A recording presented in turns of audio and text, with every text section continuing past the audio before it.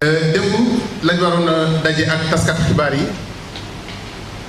ba général Serigne Modou Kara Mbacké jëlee décision def ma coordonnateur régional et national du PV jam ogen ay may tàmbale rek di fàttali ne bañ ko waree def démb di taxoon ñu choisir la date du 5 septembre mooy juróom fan ci weeru septembre dafa am lu mu tekki ci yoonu murit dafa am lu mu tekki ci yoonu lislaam moo taxoon ñu ne na Serigne Touba defoon jaayante ko ak tubaab yi wan leen ne yoonu dëgg mooy ci lii ma nekk nañ tànn bés boobu mu tombé encore Serigne Modou Kara def ko muy anniversaire am kon bés pour ñun mënut a gën a rëy bés boobu looloo tax ñu choisiroon démb mais ma bëggoon rek indi ay kàddu cant di sant général Serigne Modou Kara Mbacké bu baax a baax cant bu amul ab war naa ko sant parce que sur 14 millions de Sénégalais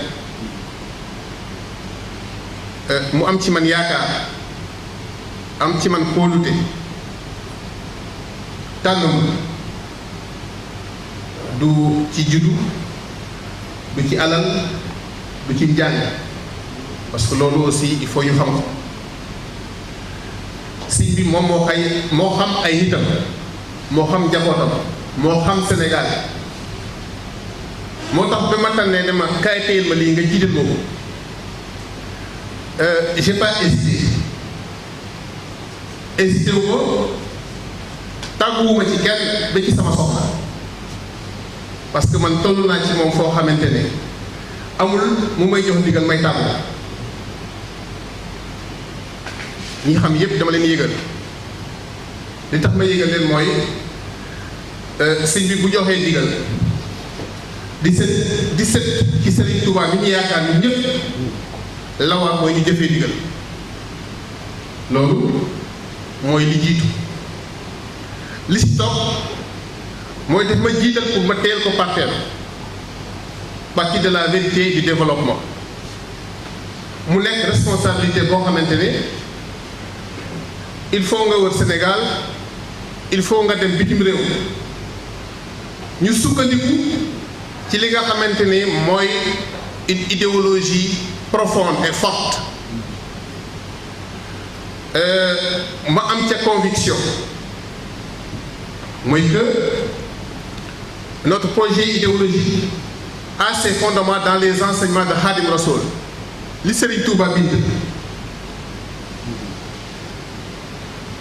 ça n'a rien à envier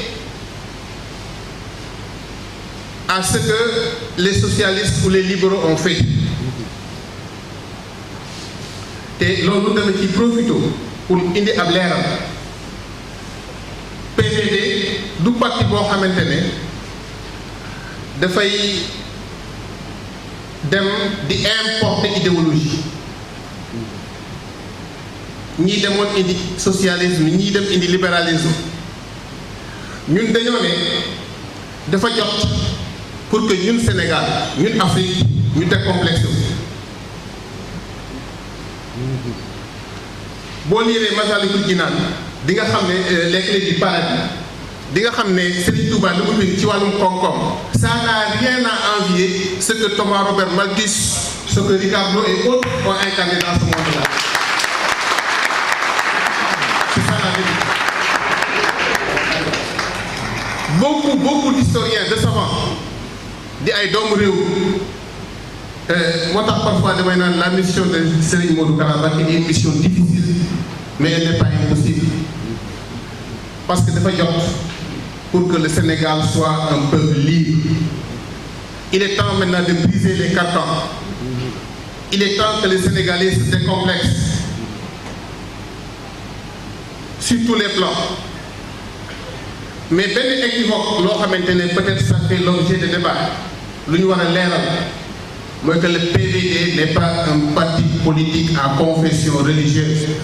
elle a une connotation religieuse. Ça, on ne peut pas le refuser. Parce que Serigne Modou Kara Mbacké bu jëloon bus Tata ne ko del daw Dakar Touba na am ñu jàpp ne bis bi day taalibe si bi ñoo ko moom. Parti politique noonu la mel boo jëlee bus nit man Serigne Modou Kara maa jënd bus bi bu war a jógee Dakar di dem Touba di ñëw doo ne bus bi client taalibe Serigne Modou Kara yëpp ñoo ci dugg. C'est pas ça. Ce parti nous appartient à nous tous. Sénégalais yi ak foo mën a bokk parce que dafa am loo xamante ne moom la ñu gëm mooy que li Serigne Touba bind ñun ñu sukkandiku ci loolu pour mën a liggéey ci wàllum politique tijaan baag laayeen baag catholique baag sénégalais boo jaakaarloo ne ko lii lañ bëgg te ci enseignement Xaadimu Rasuul lañ sukkandiku pour def ko mun ne la mu am lu muy sikki sàkka jàppal ne du nopp yaa koy dégg ñoo baaxul mais kàllaama ba yóbbu wax ja moo leerut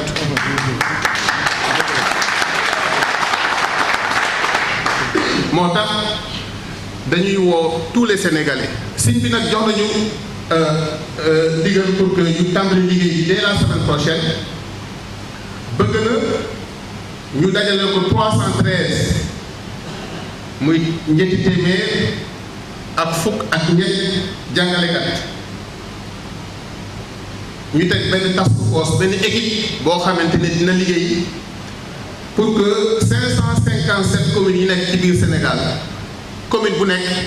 ñu am fa ay cellule cellule bu nekk dina dem bay ñaar fukk ba juróom-ñetti membres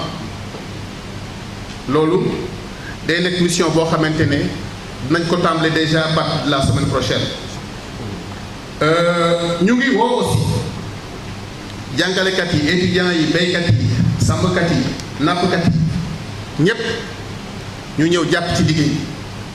parce que liggéey bi dañ koy tàmbali ci biir PVD mais dañuy woote aussi coalition Salam muy coalition de la paix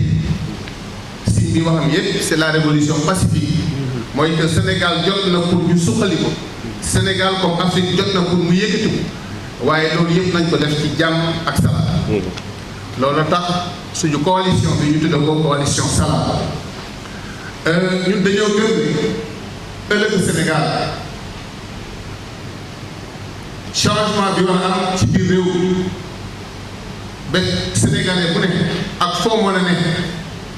ngay am yëg-yëg les changements am na il faut que mu jaar ci loxo parti de la vérité pour le développement. jàmm ngeen lii moo nekkoon kàddu yi. آنذاك يوم 5/9/1995 هذا اليوم الذي أظهر فيه الشيخ القديم شجاعته ومصداقيته وإيمانه الراسخ بربه وبرسالة محمد العالمية كما تحدى فيه المستعمر الفرنسي بصلاة ركعتين في مكتبه ولأول مرة في تاريخ العلاقة بين المستعمر والمواطن آنذاك كما أن اختيار يوم 5 سبتمبر يعود أن الزعيم أحمد كرا مبكي اختاره ليكون عيد ميلاده بعد معرفته بمسقط رأسه تشيس ومحل ميلاده مستشفى تشيس المركزي ولم يجد من يحدد له التاريخ اختار 5 سبتمبر ليكون عيدا له يتذكر فيه شجاعته ويتذكر فيه الشجاعة وصمود الشيخ القديم أمام المصائب مرحبا بكم في هذه القاعة التي نقدم لكم فيها هذا الشاب محمد بن سين أحد سكان مدينة تشيس وأحد المثقفين البارزين فيها ليتولى مهاما جديدة في حزب الحق هذا الحزب الذي حظي بدعاء وتبريك من كل من الشيخ صالح مبكي ابن الشيخ القديم والشيخ محمد المرتضى ابن الشيخ القديم عليه ندعو لأخينا محمد بن سين التوفيق في هذه المهمة النبيلة لخدمة الوطن والشعب تجسيدا للمبدأ الديني حب الوطن من الإيمان ختاما أنقل إليكم تحية الشيخ الزعيم القائد أحمد كرا مبكي عثمان نوريني الأب الروحي المؤسس لهذا الحزب المستقبلي حزب الحق وفقكم الله والسلام عليكم ورحمة الله تعالى وبركاته mbokk yi ci turu Cheikh Ahmadou Kara Mbacké Noreyni di sama sëriñ di sama soppe di sama xarit moo sàkk ci ñu ñëw teewal ko ci bërëb bii mu mel ni jëmmam ji moo fi waroon teew ndax li ñu jàppoon mooy démb la waroon doon mu doon ñaari jotaay jotaay boo xam ne da koy defee ca Firdawsi Mermoz ak boo xam ne ci même heure bi dañu ko doon defee fii ci Thiès yàlla def li xew muy taw bu métti bi démb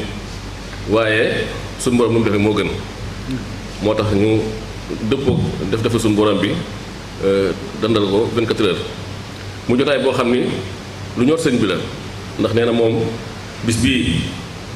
muy 5 septembre mooy bis bi nga xam ne ci la jàmbaar ja de moom wuyu ji tubaab bi def lu kenn mës a def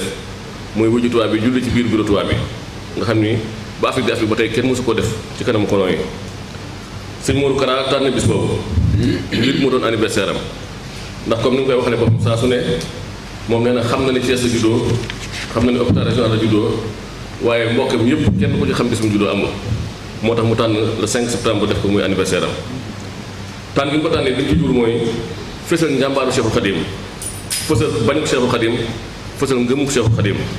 moo tax mu bëgg di fàttali bis boobu mu mel ni moom ci la juddu ngir bis boobu ñëpp di ko fàttaliku njaboot ak taalibe ak soppe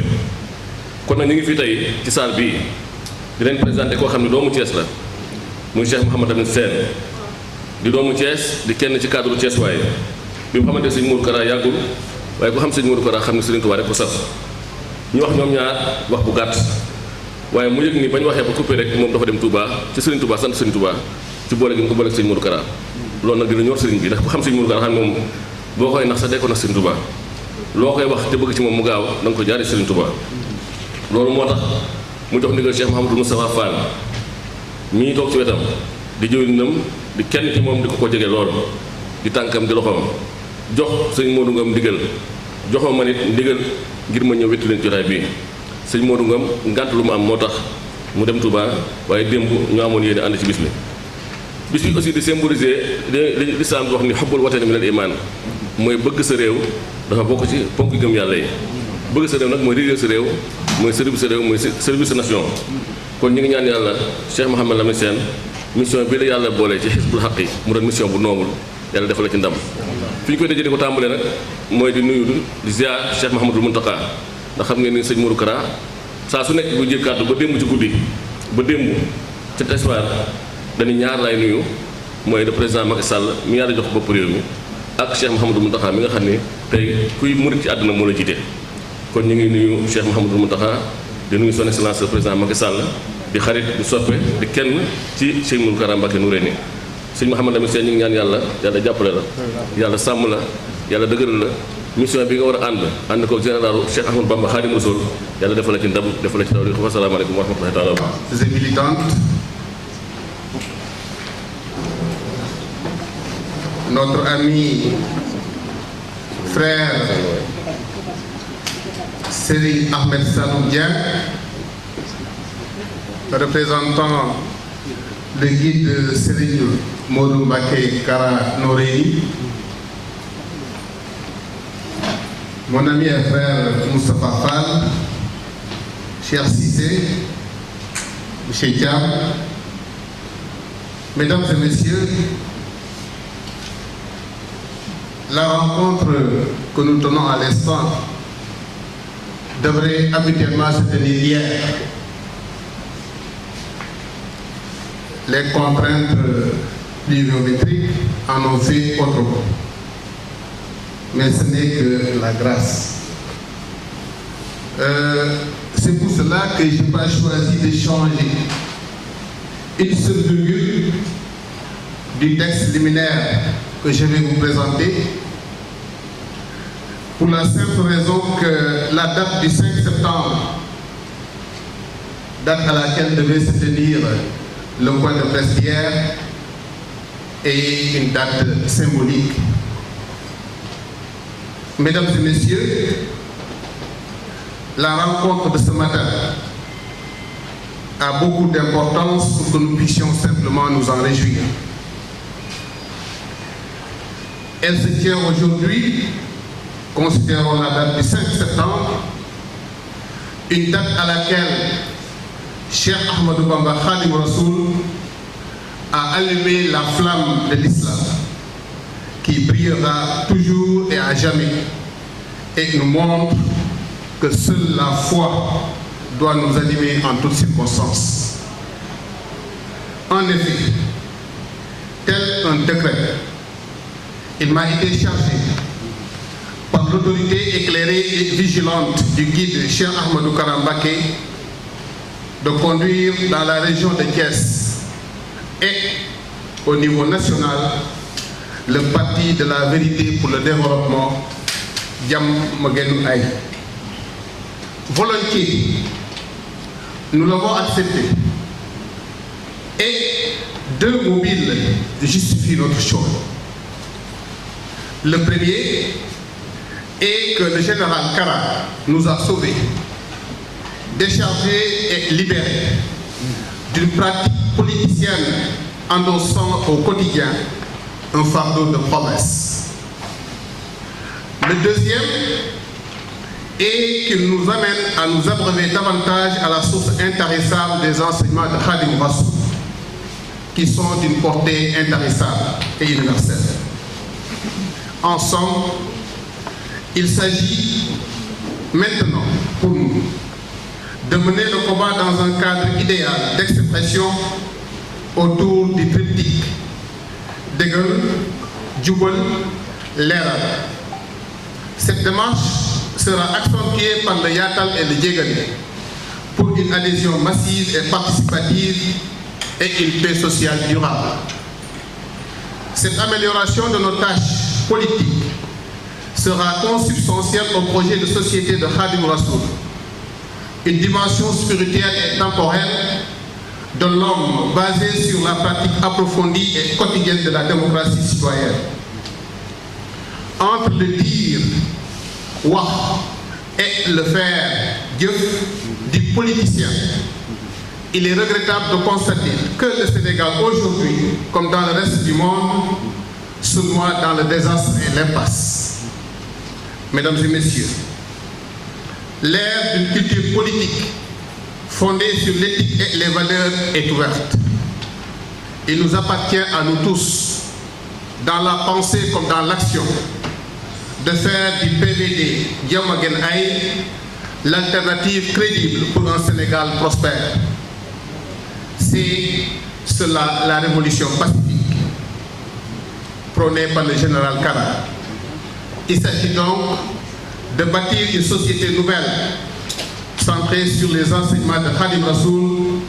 et de faire du Sénégal une référence mondiale sur tous les plans. À la coordination du PVD sortante, j'adresse mes vifs remerciements pour le travail titanesque abattu jusque-là. Dès maintenant, à partir de ces acquis,